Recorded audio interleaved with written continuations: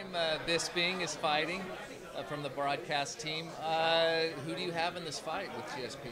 You know, man, I'm not allowed to pick him, and I'm so happy because now that you do commentary, you can't pick fights, which is, I used to do it to Kenny all the time, mess with Kenny about picking guys, and he would get so mad at me, and I could never understand why, but because people actually say shit.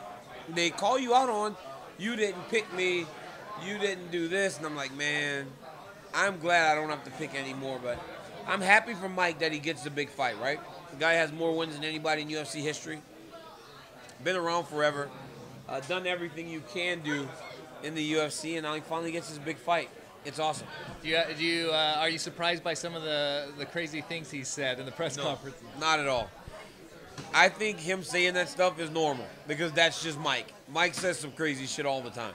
Do you have a funny situation like backstage with Mike? No, you know, man, probably the craziest thing for me was, and it was disappointing, but it was upsetting, but after he fought Luke, and then like Luke shook his hand and said congratulations, then he left and came back and goes, you're going to realize where you are in a few minutes. And I'm like, God damn, Mike, you got to be Mike all the time.